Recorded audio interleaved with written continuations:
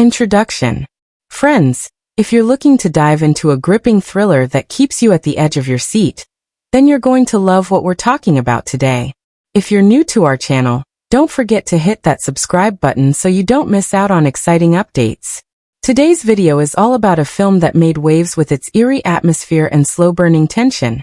Yes, we're talking about Backstroke, released in 2017. We'll be diving deep into everything you need to know about this film, what it's about, where you can watch it, and all the interesting details surrounding its creation. We'll cover the technical aspects like the direction, cinematography, and editing, as well as the work done in pre-production, filming, post-production, and how this indie project handled its budget. We'll also get into the cast and characters, who played what role and how their performances added to the film's unsettling charm. And yes, I'll give you a short and fun review of the story without spoiling too much. We'll look at the storyline, some cool behind-the-scenes facts, and discuss what makes Backstroke a must-watch for fans of intense, minimalist thrillers. So stick around till the end, because you won't want to miss any part of this video. Let's get started. The story of Backstroke, 2017, unravels like a quiet storm, calm at first glance, but pulsing with tension beneath the surface. It kicks off with two runaway teenagers, Clara and Noah, whose youthful impulsiveness drives them away from their troubled realities and into a journey that feels both rebellious and romantic. Their escape isn't driven by some dramatic explosion or high-octane chase, but by something far more subtle and realistic, a need to disappear, to escape the chaos of the adult world, and to carve out a space of their own. The film wastes no time throwing us into their secretive adventure, as they steal a boat and drift through the eerily quiet waterways of upstate New York. But this isn't your typical coming-of-age getaway. There's a quiet unease about everything. The camera lingers just a bit too long on the still water. The silence between Clara and Noah feels loaded. As the journey continues, the story slips deeper into the psychological. The narrative doesn't go nonlinear, but it plays tricks on your expectations. You keep waiting for something terrible to happen, and that anticipation becomes a character in itself. The turning point comes when they encounter a mysterious man claiming to be a stranded traveler. From here, the tone of the film shifts from a youthful runaway drama into something more unsettling and almost dreamlike. It doesn't throw jump scares at you or launch into chaos. Instead, it quietly gnaws at your nerves. The trust between the characters begins to fray. What starts as a partnership rooted in shared escape becomes a web of secrets, suspicion, and unspoken fear. Each scene draws you in deeper, not with loud twists but with subtle cracks forming between what is seen and what is felt. The conflicts in the film are more emotional and psychological than physical. There's the obvious tension between the teens and the mysterious man, but even more gripping is the growing distance between Clara and Noah. The once romantic bond begins to distort, and you're left wondering whether their relationship was ever as solid as it first seemed. This emotional unraveling is amplified by the sparse dialogue and intimate camera work. The film keeps you uncomfortably close to the characters, forcing you to watch their trust erode, their decisions darken, and their innocence fade. Thematically, Backstroke digs into the fragile line between freedom and danger, trust and fear, youth and the harsh consequences of real-world choices. It's a story that doesn't hand you answers. It makes you sit with the ambiguity, the tension, and the feeling that something is just a little off, even when everything looks perfectly still. The characters in Backstroke may appear simple at first glance. Two teenagers on the run and a strange man they meet along the way. But beneath that minimalist setup lies a slow, deliberate unraveling of who they really are. Clara is the spark of the duo. She's sharp, bold, and clearly the driving force behind their decision to flee. There's a simmering defiance in her attitude, but it's not reckless, it's purposeful. You can feel that she's not just running away from something. She's running towards something she desperately wants to believe exists. Her restlessness is rooted in pain, in a world that's failed her in some invisible way. She doesn't always say much, but you learn a lot from her silences, her side glances, her stubborn decisions. Her development is quiet but powerful. Watching her illusions unravel and her instincts sharpen is where much of the emotional weight of the film lies. Then there's Noah, who at first seems like a loyal, love-struck partner in crime. But Noah's character arc is fascinating in its subtlety. He begins the story almost as a passenger in Clara's world, following her lead, caught between love and uncertainty. He wants to be strong, to protect her, but he's clearly out of his depth. As events unfold and the tension with the mysterious man builds, we see layers of fear, jealousy, and insecurity start to surface in him. He starts questioning everything, his decisions, Clara, the situation they're in. And through that, we see a slow descent from confidence into desperation. It's not a dramatic collapse, but rather a creeping erosion of self-assurance that makes his journey feel deeply human. The third piece of the puzzle is the stranger they encounter, who seems harmless at first glance. His presence isn't just about external danger, it's a mirror, reflecting the unspoken fears and flaws in Clara and Noah's relationship. He doesn't need to do much to unsettle the balance. His cryptic manner, his unpredictable nature, and the ambiguity of his intentions cause a rift between the teens. Through him, we begin to see just how fragile their bond really is. It's in their reactions to him that we truly understand who Clara and Noah are. Not as a couple, but as individuals with their own instincts, fears, and survival mechanisms. What makes the character development in Backstroke so compelling is how much is revealed through behavior rather than dialogue. Every shift in body language, every moment of silence between Clara and Noah, every half-truth or unspoken emotion adds depth to their dynamic. Their relationship starts as a shared escape, a romantic rebellion against the world. But as reality begins to creep in, we see it evolve into something far more raw and vulnerable. It's not just about how they survive what's happening, it's about how they survive each other. Their motivations start to splinter, their trust starts to crack, and by the end, the characters standing before us are very different from the ones who stole the boat at the beginning. Their transformation isn't grand or heroic. It's intimate, unsettling, and steeped in the kind of emotional realism that lingers long after the film is over. The performances in Backstroke are the kind that sneak up on you. They're not loud or theatrical, but they stay under your skin, tightening the tension with every glance and every pause. Grace Van Patten as Clara doesn't just act, she embodies. She gives Clara an internal world that pulses beneath the surface, like there's a storm brewing inside that never fully explodes, but is always just about to. Her performance is a masterclass in restraint. There's a lot she chooses not to say out loud, and that's where her strength lies. Every flicker of uncertainty, every flicker of defiance, every time she hesitates or pushes forward, you can see the conflict playing out behind her eyes. She brings a quiet intensity that makes Clara feel achingly real, fragile and fierce all at once. Opposite her, we have Tom White as Noah, who delivers a performance full of nervous energy and quiet unraveling. He starts the film with a kind of hopeful cluelessness. The devoted partner who thinks love and loyalty are enough to outrun whatever demons they're fleeing. But as things start to spiral, you can actually feel his grip loosening. His body language tightens, his words become hesitant, and his gaze gets more desperate. It's not the kind of role where he gets to throw a tantrum or scream into the void. His breakdown is more internal, and that makes it hit harder. Tom White plays Noah like a boy trying to become a man too fast, and it's heartbreaking to watch him realize he's in way over his head. And then there's the mysterious stranger, played with eerie calm by Jose Joaquin Perez. Now here's a performance that thrives in ambiguity. He never overplays the menace. He's soft-spoken, polite, almost friendly at times, and that's what makes him so unsettling. He lets the tension build naturally, never forcing the fear but allowing it to creep in through every word, every quiet stare, every moment he lingers just a second too long.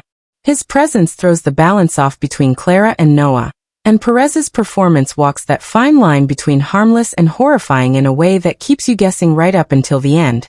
What's impressive about all three actors is how well they play off each other. The chemistry between Clara and Noah feels lived in. You buy into their relationship because the way they speak, the way they move around each other, even the way they argue. It all feels authentic. And when the stranger enters their orbit, the shift in their dynamic is immediate and believable. It's not just the story pulling them apart. It's their reactions to this new presence, and the actors make every beat of that transition feel raw and earned. No one's hamming it up here. No one's chasing awards or trying to steal scenes. Instead, every performance serves the atmosphere, the slow burn unease, and the creeping dread that defines the film. It's a small cast, but what they do with these roles creates a tightly wound emotional pressure cooker that simmers until the very last frame. The direction in Backstroke is like a quiet puppeteer, always present, always pulling strings, but never shouting for attention. Keith Chamberlain, who helms the film, takes a minimalist approach that gives the story its raw, intimate power. He doesn't force emotion. He lets it brew naturally in long silences, tight spaces, and quiet glances. The tone he creates is this perfect cocktail of unease and innocence, where every frame feels like it's waiting to be shattered. Right from the opening, the film establishes a quiet, almost serene mood, lush nature, soft water, the dreamy haze of youthful rebellion. But something about the way it's framed makes that peace feel temporary. It's like the calm before the storm, stretched out so thin that even a whisper feels like a thunderclap. Chamberlain's pacing is deliberate, and that's what makes it work. He doesn't rush to get to the thrills. Instead, he lingers in the moments that other directors might skip over. The casual conversations, the sound of paddles hitting water, the stillness of the woods at night. Those choices build a sense of intimacy with the characters, but also create this gnawing discomfort, because you know something is going to crack. You just don't know when. It's that kind of slow tension that makes your skin crawl even when nothing is technically happening on screen. And that's a trick not every director can pull off. Shot composition plays a huge role in shaping the film's mood. The camera often keeps a tight frame around the characters, especially Clara and Noah, making their world feel small and inescapable. There's a sense of isolation in how the scenes are blocked. You always feel like there's a wall of silence pressing in on them. And when the stranger shows up, the framing subtly shifts. He's often placed just off-center, just distant enough to feel intrusive but not obvious, which keeps you on edge. The way Chamberlain captures the forest and water around them also adds to the mood. These aren't scenic backdrops, they're ominous characters in their own right. Nature feels like it's closing in, amplifying the claustrophobia of their situation. One of the smartest directional choices is how much trust is placed in the audience. There's no over-explaining, no flashbacks or voiceovers spelling out motivations. Chamberlain relies on the tension between what we see and what we don't. You're left to piece together character backstories, emotional undercurrents, and hidden motives from expressions, pauses, and the space between words. That kind of subtle storytelling demands attention, and rewards it. The film doesn't move in obvious arcs. It drifts, tightens, pulls, and then snaps when you least expect it. Chamberlain's vision is cohesive and confident. He knows exactly what kind of story he's telling and exactly how to tell it. He lets discomfort and ambiguity do the heavy lifting. And the result is a film that doesn't just tell a story, it traps you inside one. Every stylistic choice, from the stillness of a wide shot to the sharpness of a sudden close-up, feels carefully calculated to keep you guessing, doubting, and dreading what's next. The direction doesn't just guide the plot. It shapes the emotional rhythm of the film, turning a simple runaway story into a quiet psychological thrill ride. The cinematography in Backstroke works like an unspoken narrator, constantly feeding the audience emotions without ever saying a word. From the very first frame, you feel the film's visual language pulling you into something personal, haunting, and strangely beautiful. The camera doesn't just observe. It's right there with the characters, almost intrusively close, creating a sense of claustrophobia even when they're surrounded by wide-open nature. That tension between physical openness and emotional confinement is a major visual theme, and it plays out brilliantly through the way the film is shot. The camera angles are subtle but deliberate. There are a lot of medium and close-up shots that keep you locked into the characters' faces, which is important in a story where so much of the emotion is internal. Clara's silent stares, Noah's twitchy unease, the stranger's offbeat calm. All of it is amplified by how the camera refuses to let us look away. It forces us to study them, to sit in those awkward silences and feel the tension simmering just beneath the surface.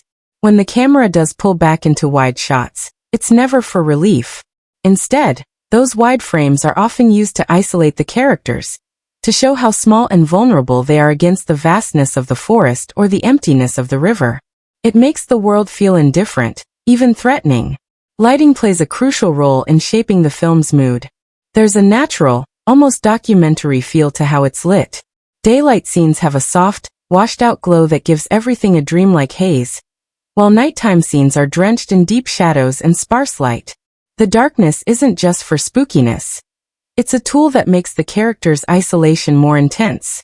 When they're sitting by a fire or hiding in a boat under the stars, the contrast between light and shadow mirrors the uncertainty and mistrust growing between them.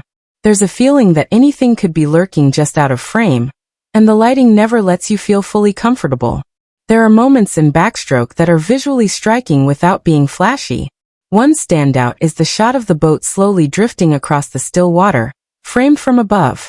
It's serene on the surface, but there's something eerie about the symmetry, the stillness, the way the boat cuts through the silence like a blade.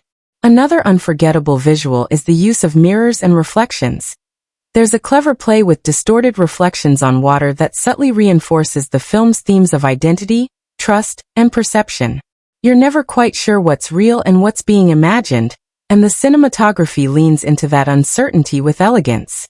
Even the way space is used within the frame contributes to the storytelling. In moments of tension, the characters are often framed with empty space around them, which makes them feel more exposed and uneasy.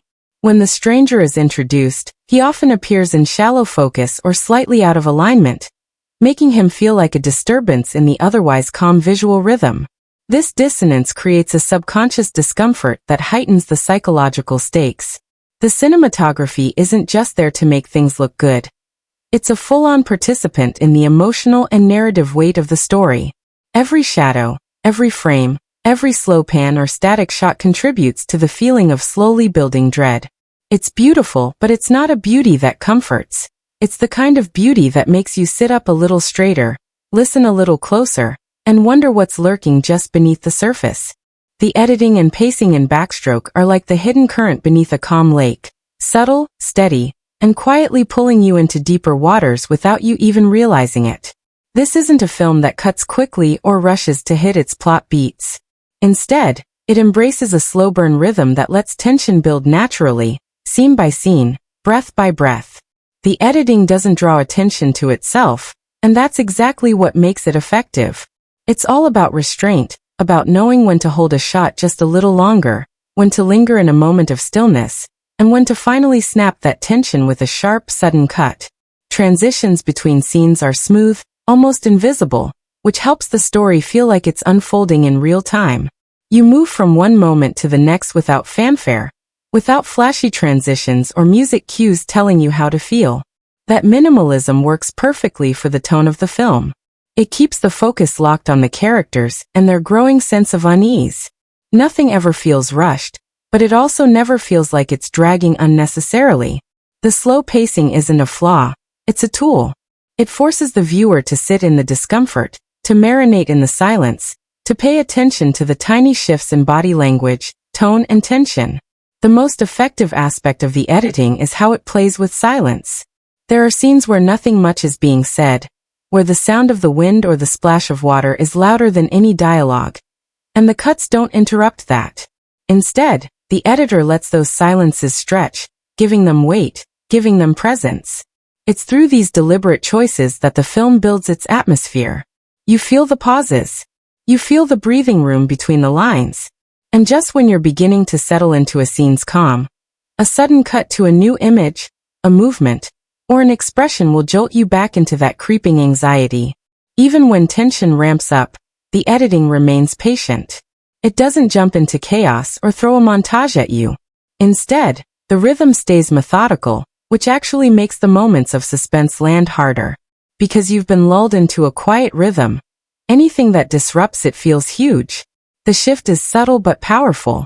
A glance that's held too long, a line delivered off beat, a cut that moves too quickly. It doesn't take much to break the tension, because the editing has carefully conditioned you to expect calm. So when calm breaks, it feels seismic. There are no gimmicky cuts or flashy edits. Everything serves the mood. It's like the editor asked, how can we make this moment breathe? Instead of, how can we make this moment exciting? And that decision works brilliantly for this kind of story. The film thrives on mood and emotional texture, and the editing enhances both by allowing scenes to evolve without unnecessary interference. So while Backstroke might not be a rapid-fire thriller packed with fast-paced momentum, its deliberate pacing and carefully measured editing create a hypnotic rhythm that's hard to shake. It doesn't race, it stalks. And in that slow stalking rhythm, it builds an emotional tension that never lets you go. The soundtrack and score in Backstroke operate like a whisper in the dark, subtle, suggestive, and always a few steps behind what you expect. This isn't a film that leans on a big, sweeping musical identity. Instead, it uses sound to shape mood and tension in ways that are often so delicate. You don't even realize how much it's affecting you until your shoulders are already tense and your breath's gone shallow. The music isn't front and center, and that's the magic of it. It never shouts, but it always speaks. The score moves with the same quiet intensity as the film itself.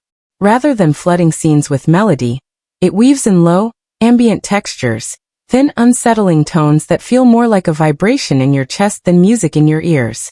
These are not traditional compositions with clear themes or catchy motifs. They're more like emotional shadows that creep in slowly, casting a cold chill over moments that might otherwise feel still or harmless. When Clara and Noah are drifting in the boat or sitting by the fire, the sound doesn't tell you how to feel. It just adds this faint undercurrent of dread, like something's not quite right even when everything looks calm. One of the most striking aspects of the sound design is how silence is used as part of the score. This film knows the value of shutting up.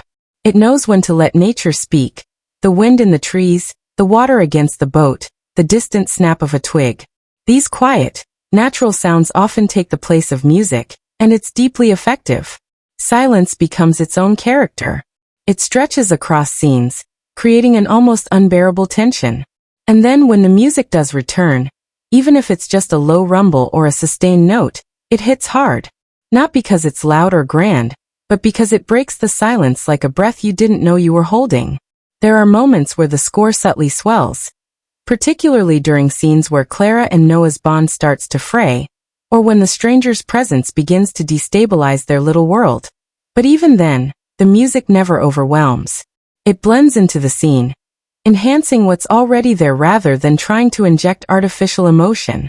This is a score that understands its role, to enhance, not distract, to guide without leading, and that restraint gives it far more power than a traditional dramatic soundtrack would.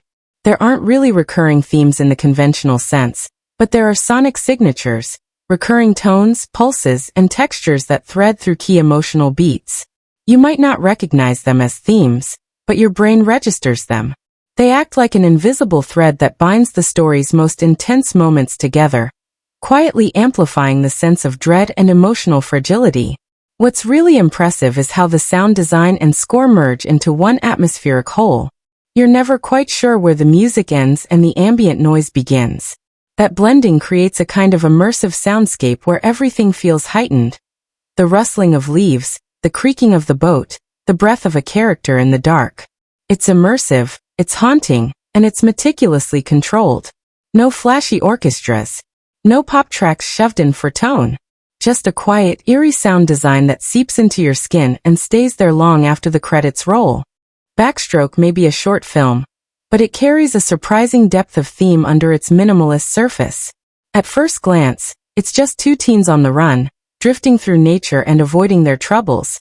But beneath that simple setup lies a layered exploration of trust, freedom, innocence, and the creeping edge of danger that follows when those ideas collide. One of the most prominent themes is the illusion of control. Clara and Noah set out on their journey believing they've taken their fate into their own hands. They steal a boat, disappear into the wilderness, and create the fantasy of an adult-free world where they make the rules. But very quickly, the film begins to chip away at that illusion. The further they drift, the more apparent it becomes that they're not in control of anything. Not their surroundings, not each other, and certainly not the unpredictable forces that start to emerge. The arrival of the stranger acts as the catalyst that breaks their illusion wide open. And suddenly their fantasy becomes a quiet nightmare where every choice feels loaded with consequences.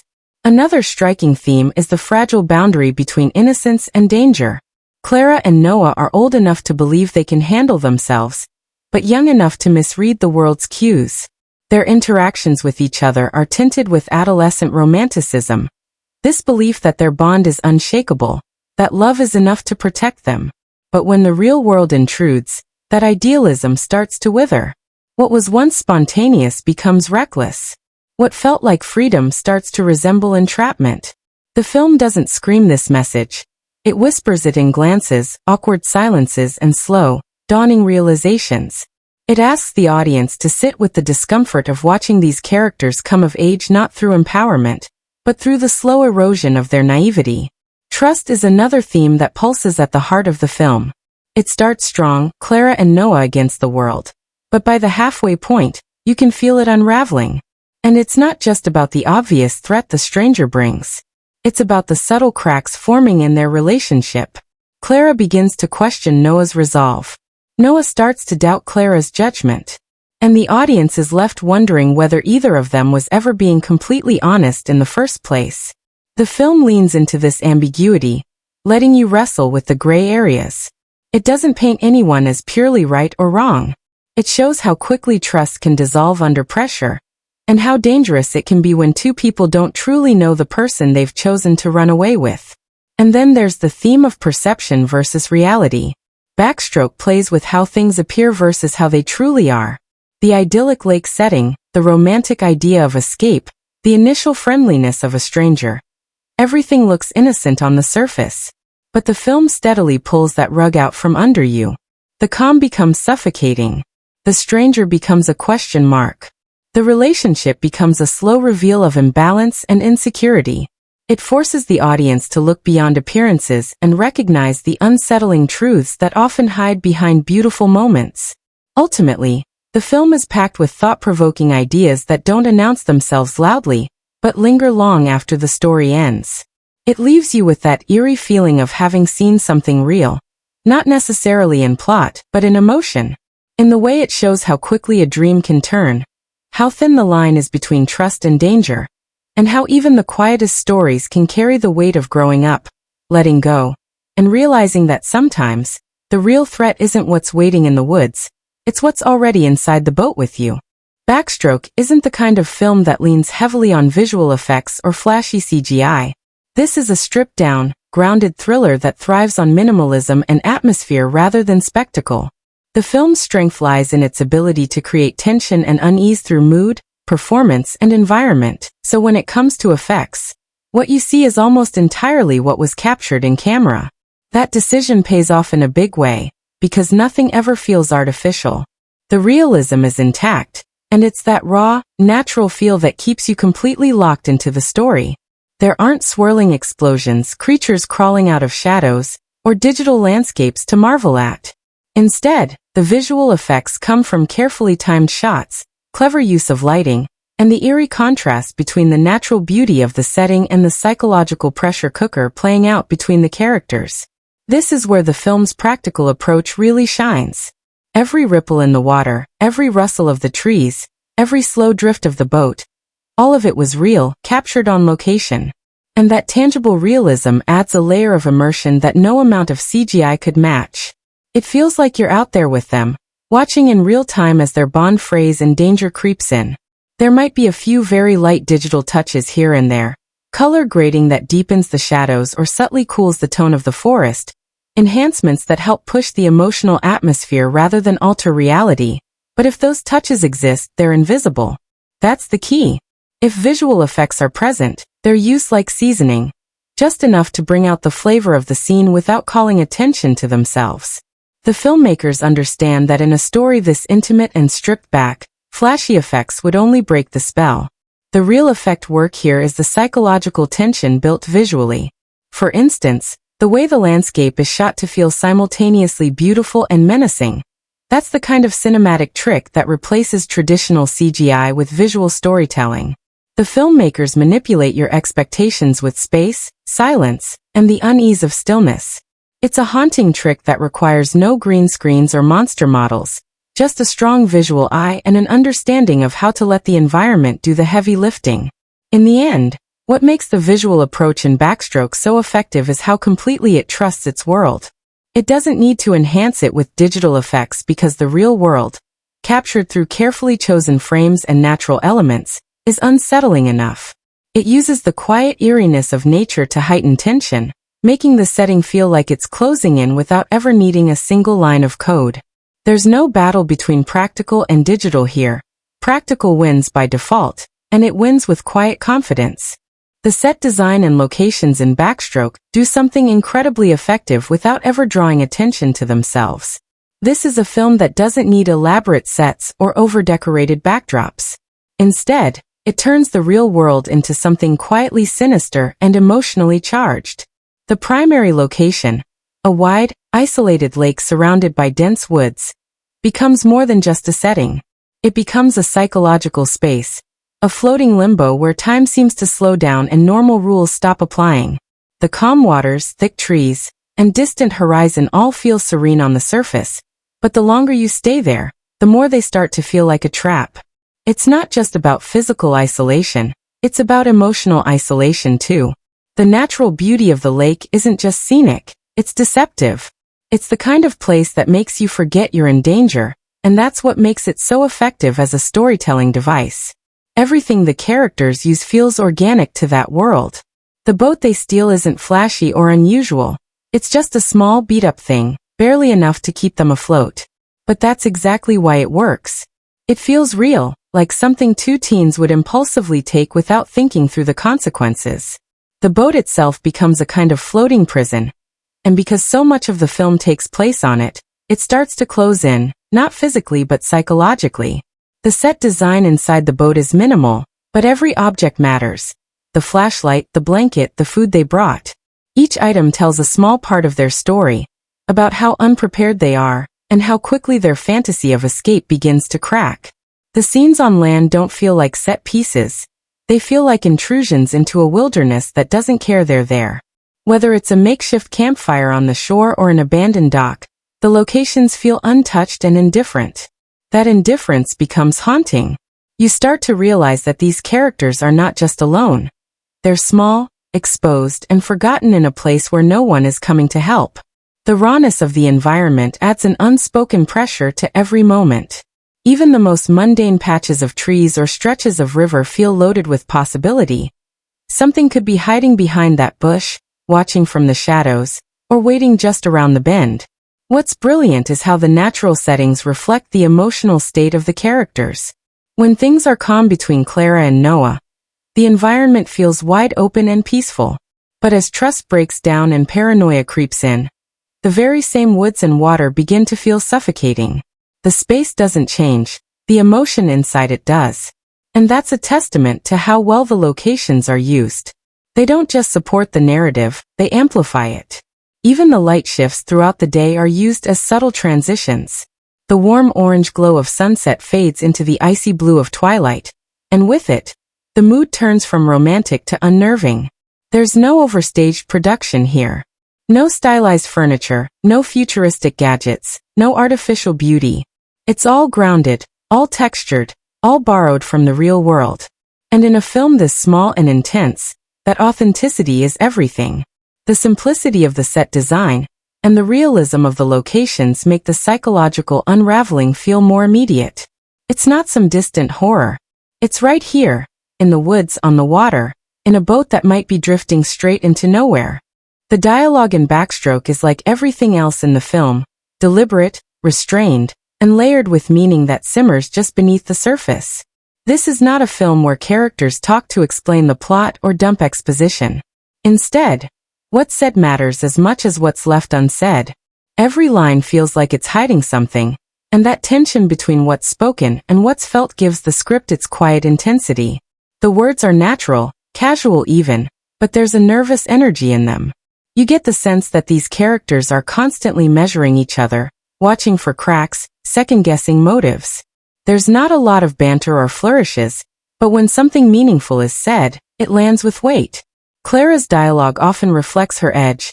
There's a dry honesty in how she speaks, as if she's done pretending that everything is okay. She doesn't waste words. Her lines are sharp, not in a flashy, sarcastic way, but in a way that cuts through noise. She doesn't need to monologue to make you feel what she's going through. One of the strengths of her dialogue is how subtly it reveals her disillusionment. You can hear the gap between who she wants to be and who she really is in the way she talks about escape, about love, about survival. Noah, on the other hand, speaks with a little more optimism and uncertainty. His words often sound like he's trying to hold everything together, trying to convince himself that things are going to be fine even when they clearly aren't. The contrast between their voices adds a quiet push and pull to every scene they share. When the stranger enters the picture, the dialogue shifts. His words are polite, calm, almost overly casual, and that's what makes them so unnerving. He talks like someone who doesn't want to seem dangerous, which only makes you suspect he is. The tension in the script at this point is electric. There's a scene where the three of them are sitting together, making small talk, and every line feels like it could snap the scene in half. It's not what they're saying, it's how it's said, and what it might be covering up. That's where the script shines. It uses normal-sounding conversation to create unease, like you're watching someone smile just a little too long, or ask a question that feels too specific. There aren't big, quotable lines that you'll find printed on posters or plastered across trailers.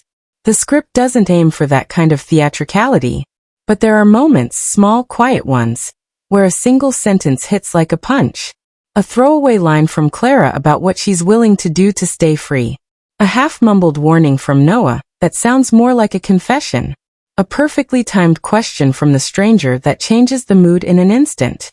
These are the lines that define the film, not because they're big, but because they cut right to the bone. What makes the script especially compelling is its rhythm. Scenes unfold in real time, with pauses and interruptions that feel unscripted. The characters talk over each other occasionally. They stop mid-thought. They get distracted. It all feels authentic, like you're listening in on a real conversation instead of watching a rehearsed performance. But buried in that realism are carefully planted cues. Lines that build character, signal change, or quietly raise the stakes. The script never feels forced. It trusts the audience to pick up on the emotional subtext, to catch the quiet shifts, and to listen closely. The real power of the dialogue isn't in what's said, but in how it echoes. After the scene ends, the words stay with you. You start replaying conversations in your head, wondering what was really meant, what was missed, what was warning, and what was manipulation. It's that lingering uncertainty that makes the writing so effective. The script doesn't try to impress you. It tries to haunt you. And it succeeds. Backstroke isn't the kind of film you track through box office charts or blockbuster headlines. It's a short film, and that world plays by a completely different set of rules. Instead of millions in production budgets or studio marketing campaigns, it runs on minimal resources, passion-driven direction, and the strength of its atmosphere. This is the kind of project that likely operated on a micro-budget. No big sets, no special effects overload, no sprawling crew, just a focused, efficient production that knew exactly what it wanted to say and how to say it without spending a fortune. But don't let the limited budget fool you. Visually and emotionally, Backstroke punches way above its weight. The cinematography is crisp and cinematic. The performances feel authentic and polished, and the overall production has a level of polish that many low-budget films only dream of. What it lacks in size, it makes up for in style. Every dollar spent is visible on screen. Not through expensive tricks or stunts, but through the deliberate use of light, setting, and sound to build tension and mood. You don't need a massive budget to tell a sharp, unsettling story. You just need vision, and this film has plenty of that. As for financial success, short films aren't usually built for profit in the traditional sense. They're made to be shown in festivals, submitted to showcases, and sometimes used as proof-of-concept pieces for larger features. The success of Backstroke is measured less in dollars and more in exposure, reception, and the way it stays in your head long after you've watched it. It found its audience through indie platforms and word of mouth, reaching viewers who crave storytelling that feels grounded, tense, and psychological. Marketing for short films is often minimal, relying on the buzz of film festivals, online film communities, and curated indie streaming sites to get attention. Backstroke benefited from strong direction and a distinct tone, which made it stand out in the crowded short film landscape. It doesn't shout to be seen. It waits patiently, confident that the right viewers will find it. And when they do, they usually talk about it. That kind of organic momentum is more valuable than a flashy campaign. So while you won't find any headlines about Backstroke breaking box office records or topping streaming charts, What you do find is a film that delivers far more than its modest resources might suggest. It's lean, it's smart, and it makes the most of every element at its disposal. In the world of independent shorts, that's not just efficient. That's impressive.